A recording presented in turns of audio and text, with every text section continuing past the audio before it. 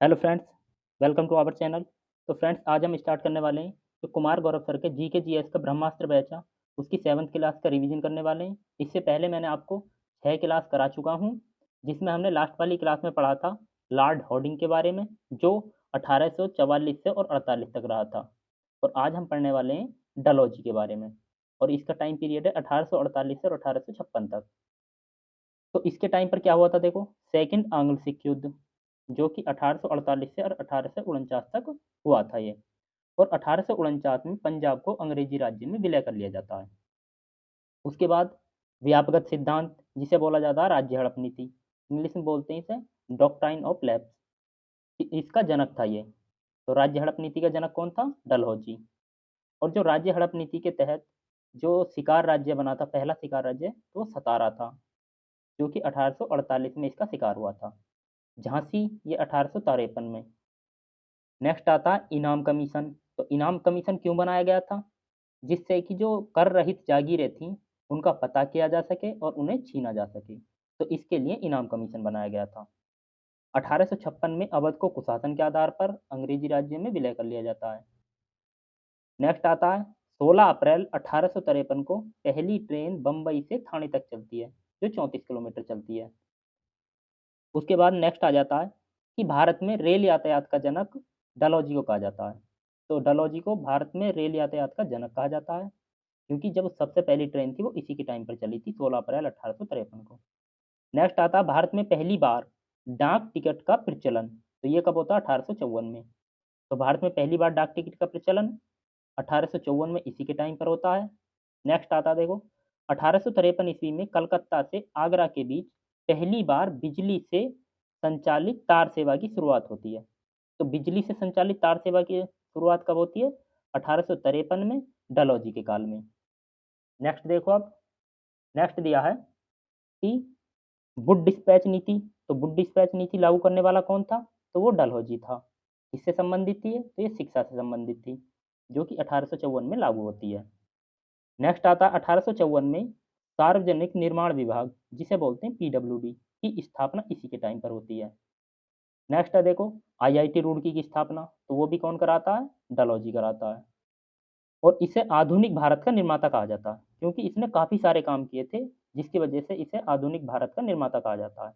लेकिन इसने कोई भी ऐसा काम नहीं किया था जिससे कि भारतीयों को लाभ हो, केवल और केवल इंग्लैंड वालों को लाभ करने के लिए इसने ये काम किए थे। नेक्स्ट आता है, देखो, कैनिंग। तो कैनिंग 1856 से और 1858 तक गवर्नर जनरल रहता है ये। और उसके बाद क्या होता है, 1858 के बाद अब जो गवर्नर जनरल का पद है, वो अब वायसराय बन जाएगा।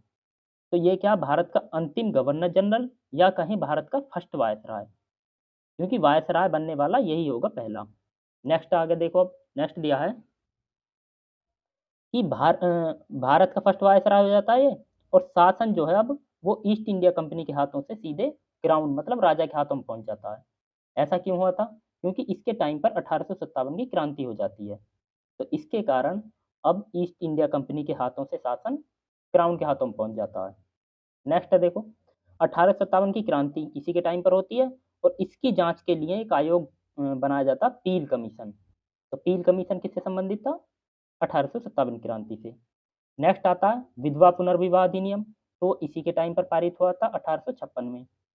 नेक्स्ट है, देखो, 1857 में बम्बई, मद्रास, कोलकाता में एक एक यूनिवर्सिटी की स्थापना होती है। नेक्स्ट है भारत दंड संहिता, जिसे बोलते हैं आईपीसी। तो इसकी स्थापना 1857 में इसी के टाइम पर होती है, कैनिंग के टाइम पर।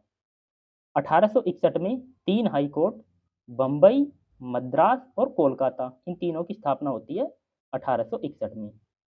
नेक्स्ट है कि 1861 में पोर्टफोलियो प्रणाली लागू होती है। तो ये याद रखना आपको जरूर कि 1861 में पोर्टफोलियो प्रणाली लागू होती है। तो किसके टाइम पर होती है? कैनिंग के टाइम पर।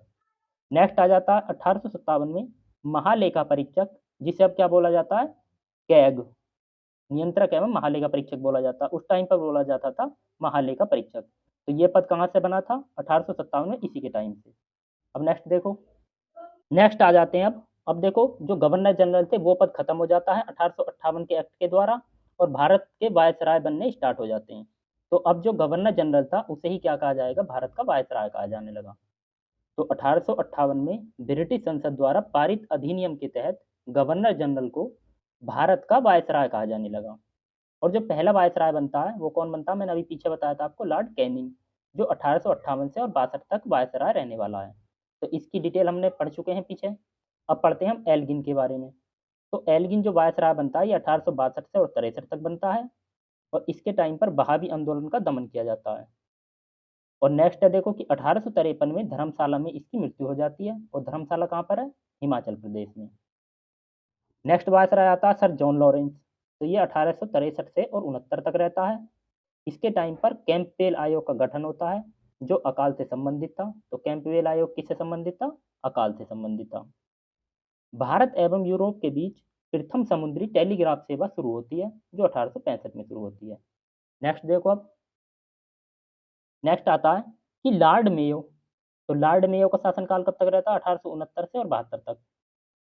इसके टाइम पर क्या हुआ था, तो जनगणना की शुरुआत इसी के टाइम पर होती है 1872 में। कृषि विभाग की स्थापना इसी के टाइम पर होती है 1872 में। और लास्ट में अंडमान निकोबार में इसकी मृत्यु हो जाती है, वो भी कब होती है, 1872 में। तो 3 पॉइंट इसके याद रखने हैं। नेक्स्ट आता है लिटन, और ये कब से कब तक रहता है, 1876 से और 80 के बीच रहता है। इसे साहित्यकार ओवन मेरेडिथ कहते हैं। क्यों कहते हैं, क्योंकि यह एक प्रसिद्ध साहित्यकार था, इसलिए इसे ओवन मेरेडिथ कहा जाता है। सिविल सर्विस की उम्र 21 वर्ष से घटाकर 19 वर्ष कर दी जाती है, अर्थात पहले 21 वर्ष अधिकतम थी, अब 19 वर्ष अधिकतम कर दी जाती है। ये क्यों किया जाता है, जिससे कि कम से कम भारतीयों को इसमें लिया जाए। नेक्स्ट आता है वर्नाकुलर प्रेस एक्ट। तो ये क्या था, ये प्रेस का गला घोटने वाला एक्ट था। और कब पारित होता है, तो ये 1878 को पारित होता है। तो 1878 में पारित हो जाता है। नेक्स्ट आता है देखो स्ट्रेची आयोग का गठन। तो स्ट्रेची आयोग का गठन किससे संबंधित है, ये तो ये अकाल से संबंधित है। 1877 में दिल्ली दरबार का आयोजन होता है जिसमें महारानी विक्टोरिया को केसर ए हिंद की उपाधि दी गई। तो 1877 में दिल्ली दरबार का आयोजन और महारानी विक्टोरिया को केसर ए हिंद की उपाधि दी जाती है। नेक्स्ट आता शस्त्र अधिनियम। तो ये क्या था, ये था कि बिना लाइसेंस वाले शस्त्र को बैन कर दिया जाएगा। नेक्स्ट वायसराय बनता है रिपन। तो लॉर्ड रिपन 1880 से और 84 तक रहता है। ये क्या क्या पॉइंट है इसके, देखो कि भारत के उद्धारक के रूप में जाना जाता है इसे। और किसने कहा था इसे उद्धारक के रूप में, फ्लोरेंस नाइटिंगेल ने। तो फ्लोरेंस नाइटिंगेल ने इसे भारत का उद्धारक कहा है। वर्नाकुलर प्रेस एक्ट इसका एंड कर देता है, जो 1882 में एंड होता है इसका। तो वर्नाकुलर प्रेस एक्ट का एंड। और जो सिविल सर्विस की उम्र बढ़ाई थी उसे भी अब दोबारा से घटाकर 19 साल थी, जो अब 21 कर दी जाती है। नेक्स्ट है दशकीय या वैज्ञानिक जनगणना, इसी के टाइम पर होती है 1881 में। उसके बाद आता इल्बर्ट बिल विवाद। तो ये किसके टाइम पर हुआ था, रिपन के काल में हुआ था। तो ये याद रखना आपको, इल्बर्ट बिल विवाद रिपन के टाइम पर हुआ था। नेक्स्ट आता स्थानीय स्वशासन की शुरुआत। तो ये होती है 1882 में, अर्थात लोकल गवर्नेंस। तो इसकी शुरुआत कब होती है, 1882 में। नेक्स्ट शिक्षा आयोग की स्थापना, जो किसने की थी, विलियम हंटर ने। तो ये इसके अध्यक्ष थे और 1882 में इसकी स्थापना होती है, इसकी शिक्षा आयोग की। नेक्स्ट आता है पहला कारखाना अधिनियम। तो ये 1881 में बनता है। नेक्स्ट वायसराय आता है डफरिन, और ये 1884 से और 1888 तक रहता है। इसके टाइम पर भारतीय राष्ट्रीय कांग्रेस की स्थापना होती है 1885 में। नेक्स्ट है देखो लेंसडाउन। तो ये 1888 से और 1894 तक रहता है। और इसके टाइम पर क्या होता है, डूरंड रेखा खींची जाती है, जो किस किस के बीच खींची गई थी उस टाइम पर, भारत और अफगानिस्तान के बीच। क्योंकि उस टाइम पर पाकिस्तान भी भारत के अंदर शामिल था, लेकिन अब कहाँ पर है ये, तो अब पाकिस्तान और अफगानिस्तान के बीच में है, तथा पीओके वाला क्षेत्र जो भारत का, उसके बीच में 106 किलोमीटर वाली। जबकि टोटल कितनी है, 2430 किलोमीटर की है। और कब खींची गई थी, तो 1893 में। नेक्स्ट आता है देखो एल्गिन सेकंड, और ये रहता है 1894 से 99 के बीच। तो इसका एक कथन था कि भारत को तलवार के बल पर विजित किया गया है और तलवार के बल पर ही इसकी रक्षा की जाएगी। तो ये इसका कथन था, पूछा जाता है कि ये किसका कथन है, तो एल्गिन सेकंड का कथन था। नेक्स्ट वायसराय बनता कर्जन, और कब से कब तक बनता, 1899 से 1905 के बीच। भारतीय पुरातात्विक सर्वेक्षण विभाग, आर्कियोलॉजिकल सर्वे ऑफ इंडिया। तो इसकी स्थापना होती है इसी के टाइम पर 1904 में। नेक्स्ट देखो कि इसे भूल और आयोग का काल कहा गया। तो इसके काल को, करजन के काल को भूल और आयोग का काल कहा गया, क्योंकि इसने भूल बहुत की थी और आयोग बहुत बनाए थे। जैसे आयोग दिए भी हैं देखो, अकाल आयोग 1900 में इसकी स्थापना होती है और मैकडोनल्ड इसके अध्यक्ष बनते हैं। तो इसके नाम पर, मैकडोनल्ड के नाम पर, इसे मैकडोनल्ड आयोग भी कहा जाता है। सिंचाई आयोग 1901 में बनता है ये, और मॉनक्रीफ इसकी अध्यक्षता करते हैं, और इनके नाम पर इसका नाम मॉनक्रीफ आयोग भी होता है। रेलवे सुधार आयोग ये 1901 में बनता है, और इसे रॉबर्टसन आयोग भी कहते हैं क्योंकि इसके अध्यक्ष थे। पुलिस आयोग, इसकी स्थापना 1902 में होती है और एंड्रयू फ्रेजर इसके अध्यक्ष होते हैं, और इन्हीं के नाम पर इसका नाम एंड्रयू फ्रेजर आयोग होता है। विश्वविद्यालय आयोग 1902 में बनता है और टॉमस रेले इसके अध्यक्ष होते हैं, और टॉमस रेले के नाम से इसका नाम टॉमस रेले आयोग होता है। नेक्स्ट आता है देखो बंगाल विभाजन। तो बंगाल विभाजन 1905 में होता है, और इसके विरोध में कलकत्ता के टाउन हॉल में स्वदेशी आंदोलन की घोषणा की जाती है, जो कि 7 अगस्त 1905 को घोषणा की जाती है कि इस दिन ये स्वदेशी आंदोलन स्टार्ट करा जाएगा। उसके बाद 16 अक्टूबर 1905 को शोक दिवस की घोषणा की जाती है कि 16 अक्टूबर 1905 को शोक दिवस मनाया जाएगा, और इस दिन जो हिंदू और मुस्लिम थे उन्होंने रक्षाबंधन का त्यौहार मनाया था। नेक्स्ट आता है देखो कि रेलवे लाइन का सर्वाधिक विस्तार, तो वो इसी के टाइम पर होता है, करजन के टाइम पर। जबकि रेलवे का जनक किसे कहा जाता है, तो डलहौजी को कहा जाता है। नेक्स्ट देखो, नेक्स्ट वायसराय आता है मिंटो सेकंड, और ये 1905 से 1910 तक रहता है। मार्ले मिंटो एक्ट इसी के टाइम पर आता है, जो किससे संबंधित था, सांप्रदायिक निर्वाचन प्रणाली से। अर्थात इसमें कहा गया था कि मुस्लिम ही वोटर होंगे और मुस्लिम ही जो इलेक्शन लड़ने वाले वो। तो 1909 में ये पारित होता है मार्ले मिंटो एक्ट। नेक्स्ट है देखो सूरत अधिवेशन में कांग्रेस का विभाजन हो जाता है 1907 में इसी के टाइम पर। मुस्लिम लीग की स्थापना 1906 में इसी के टाइम पर होती है। कौन करते हैं, तो आगा खां और सलीमुल्लाह करते हैं ढाका में। और मुस्लिम लीग के पहले अध्यक्ष बनते हैं बकर उल मुल्क। तो ये याद रखना, पहले अध्यक्ष कौन बनते हैं, बकर उल मुल्क। नेक्स्ट है वायसराय की कार्यकारिणी में नियुक्त प्रथम भारतीय सत्येंद्र प्रसाद सिन्हा बनते हैं ये। तो प्रथम भारतीय सत्येंद्र प्रसाद सिन्हा थे। नेक्स्ट वायसराय आता है हॉर्डिंग सेकंड, और ये 1910 से 1916 तक रहता है। इसके टाइम पर क्या होता है देखो, 12 दिसंबर 1911 को जॉर्ज पंचम के लिए दिल्ली दरबार लगाया जाता है, और इस दिल्ली दरबार में क्या होता है, बंगाल जो विभाजन हुआ था उसे रद्द कर दिया जाता है। नेक्स्ट देखो अब, नेक्स्ट है कि राजधानी कलकत्ता से दिल्ली ट्रांसफर की जाती है। इसकी घोषणा कब होती है, तो 1911 में घोषणा होती है, जबकि बनती कब है, 1912 में। नेक्स्ट आता है मदन मोहन मालवीय ने 1915 में अखिल भारतीय हिंदू महासभा की स्थापना की थी, और बनारस हिंदू विश्वविद्यालय इसकी स्थापना 1916 में किसने की थी, मदन मोहन मालवीय ने की थी। तो ये याद रखने पॉइंट आपको हॉर्डिंग सेकंड के बारे में।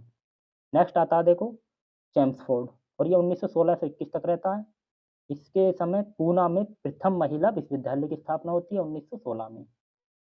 1919 का रॉलेट एक्ट इसी के टाइम पर आता है, जो क्या था, नए अपील, नए दलील और ना वकील का कानून कहा गया था इसे। 1919 का गवर्नमेंट ऑफ इंडिया एक्ट, मतलब भारत शासन अधिनियम 1919, और इसके द्वारा प्रांतों में द्वैत शासन स्टार्ट हो जाता है। नेक्स्ट आता है जलियांवाला बाग हत्याकांड, वो भी इसी के टाइम पर होता है 13 अप्रैल 1919 को। नेक्स्ट देखो अब,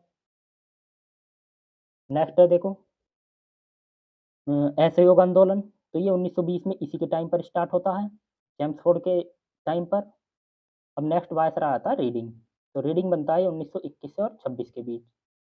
1921 में विश्व भारती विश्वविद्यालय की स्थापना होती है, और कौन करते हैं, रविंद्रनाथ टैगोर। और अभी विश्व भारती विश्वविद्यालय को विश्व की पहली लिविंग हेरिटेज घोषित किया गया 2023 में। बात करें कि जो ये विश्वविद्यालय था, यह यूनिवर्सिटी शांति निकेतन संस्थान के अंतर्गत आती थी। तो शांति निकेतन संस्थान के अंतर्गत आती थी विश्व भारती विश्वविद्यालय। शांति निकेतन की स्थापना कब हुई थी, तो 1901 में स्थापना हुई थी इसकी रविंद्रनाथ टैगोर के द्वारा। और ये जो है शांति निकेतन, वो भारत की 41वीं वर्ल्ड हेरिटेज है। तो 41वीं विश्व धरोहर कौन सी है, शांति निकेतन।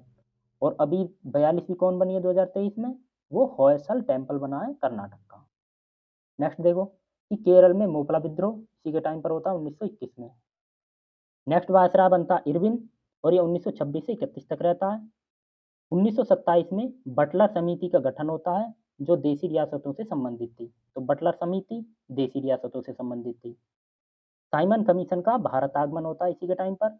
कब बनता है ये? तो निर्माण होता है 1927 में और भारत कब आता है? 1928 में। शारदा एक्ट 1929 का है ये। और ये क्या था कि लड़कियों की विवाह की आयु 14 वर्ष और लड़कों की 18 वर्ष। तो न्यूनतम 14 वर्ष होनी चाहिए लड़कियों की और लड़कों की होनी चाहिए 18 वर्ष। नेक्स्ट है देखो सविनय अवज्ञा आंदोलन, इसी के टाइम पर स्टार्ट होता है 1930 में। गांधी इरविन समझौता, वो भी इसी के टाइम पर होता है 1931 में, गांधी जी के और इरविन के बीच। लाहौर अधिवेशन, ये 1929 का अधिवेशन होता है जिसकी अध्यक्षता करते हैं जवाहरलाल नेहरू और इसमें पूर्ण स्वराज की मांग की जाती है लाहौर अधिवेशन में। नेक्स्ट आता है शहीद भगत सिंह को फांसी दी जाती है इसी के टाइम पर 23 मार्च 1931 को। अब नेक्स्ट कौन बनेगा देखो वायसराय? वेलिंगटन। तो वेलिंगटन के बारे में जान लेते हैं अब। वेलिंगटन 1931 और 36 तक रहता है ये। 1935 का भारत शासन अधिनियम इसी के टाइम पर आता है। सांप्रदायिक पंचायत जो 1932 में गठित की गई थी और इसमें कहा गया था कि दलितों के लिए अलग निर्वाचन मंडल, जिसका विरोध गांधी जी ने किया था और इसके हटाने के लिए गांधी जी के बीच और भीमराव अंबेडकर के बीच पूना पैक्ट होता है 24 सितंबर 1932 को। नेक्स्ट बनता है वायसराय लिनलिथ और ये 1936 से 43 तक बनता है। पहली बार चुनाव कराए जाते हैं इसके टाइम पर 1937 में। द्वितीय विश्व युद्ध भी इसी के टाइम पर होता है 1939 से 45 के बीच। अगस्त प्रस्ताव आता है 1940 में, 8 अगस्त 1940 को इसी के टाइम पर। क्रिप्स मिशन मार्च 1942 में इसी के टाइम पर आता है। भारत छोड़ो आंदोलन 9 अगस्त 1942 को इसी के टाइम पर होता है ये। अब नेक्स्ट कौन बनने वाला है देखो? वेवेल बनने वाला है। तो वेवेल के बारे में जान लेते हैं आप देखो। तो वेवेल 1944 और 47 तक रहता है ये। इसके टाइम पर शिमला समझौता होता है 1945 में और ये किससे संबंधित था? राजनीतिक समाधानों के लिए था ये। कैबिनेट मिशन 1946 में इसी के टाइम पर आता है और जो इसके अध्यक्ष थे वो थे पैंथिक लॉरेंस। और इसे याद रखना पास से, पास ट्रिक समझ लो ये कि P for Pethick Lawrence, A for Alexander और एस फॉर स्टेफार्ड क्रिप्स। तो पी मतलब पहले वाले जो है वो इसके अध्यक्ष हो जाते हैं पैंथिक लॉरेंस। नेक्स्ट बनता है देखो कौन वायसराय? माउंटबेटन और ये 1947 से 48 तक बनता है। और ये क्या था? ब्रिटिश भारत का अंतिम व स्वतंत्र भारत का प्रथम वायसराय। तो ये अंतिम वायसराय होगा ब्रिटिश भारत का और स्वतंत्र भारत का प्रथम वायसराय होगा क्योंकि 1947 में हमारा देश आज़ाद होता है तो स्वतंत्र भारत का प्रथम वायसराय कहलाएगा ये। माउंटबेटन योजना 3 जून 1947 को आती है ये और इसके द्वारा कहा गया था कि भारत और पाकिस्तान 2 स्वतंत्र राष्ट्र बनाए जाएंगे। रेड क्लिफ आयोग इसी के टाइम पर स्थापना होती है इसकी, जो भारत और पाकिस्तान की सीमा निर्धारण करता है, रेड क्लिफ आयोग। नेक्स्ट देखो इसके बारे में एक नोट दिया है कि स्वतंत्र भारत के प्रथम भारतीय वायसराय व अंतिम भारतीय वायसराय कौन थे? सी राजगोपालाचारी, अर्थात एकमात्र वायसराय थे भारतीय सी राजगोपालाचारी। आंदोलन के समय गवर्नर जनरल या वायसराय, मतलब किस आंदोलन के समय कौन सा वायसराय था या कौन सा गवर्नर जनरल था। जैसे बात करें 1857 की क्रांति के समय कौन था? तो कैनिंग था। 1905 का स्वदेशी आंदोलन करजन के टाइम पर हुआ था। 1919 का जलियांवाला बाग हत्याकांड चेम्सफोर्ड के टाइम पर। 1920 का असहयोग आंदोलन, ये भी चेम्सफोर्ड के टाइम पर। 1930 का सविनय अवज्ञा आंदोलन इरविन के टाइम पर होता है। 1942 का भारत छोड़ो आंदोलन, ये लिनलिथगो के टाइम पर होता है। तो ये टाइम पीरियड दे रखे थे किसके टाइम पर कौन सा वायसराय था या कौन सा गवर्नर जनरल था। नेक्स्ट देखो अब, नेक्स्ट आता है देखो इल्बर्ट बिल विवाद। तो इल्बर्ट बिल विवाद ये कब का है? रिपन के टाइम का। किससे संबंधित था? ये न्यायपालिका में जो भारतीय न्यायाधीश थे और यूरोपियन न्यायाधीश थे। तो भारतीय न्यायाधीशों को केवल भारतीय मामलों की सुनवाई का अधिकार था, जबकि जो यूरोपियन न्यायाधीश थे उन्हें सभी प्रकार के मामलों की सुनवाई का अधिकार था। तो इस मतभेद को खत्म करने के लिए ये इल्बर्ट बिल आता है और इल्बर्ट बिल जब आ जाता है तो अंग्रेज इसका विरोध करते हैं कि ऐसा नहीं होना चाहिए कि हाँ दोनों को एक अधिकार हो, हमें सारे अधिकार मिलने चाहिए, भारतीयों को केवल भारतीयों को अधिकार मिलने चाहिए, ये कहा था अंग्रेजों ने। तो इसके विरोध में अंग्रेजों ने श्वेत विद्रोह किया जिसे व्हाइट रेवोल्ट कहा गया। तो ये इल्बर्ट बिल के बारे में जानकारी थी। अब नेक्स्ट जो क्लास आएगी वो हमारी कांग्रेस पर आधारित आएगी। तो आज के लिए इतना ही और इसके जो पीडीएफ नोट्स हैं वो हमारे टेलीग्राम चैनल पर मिल जाएंगे।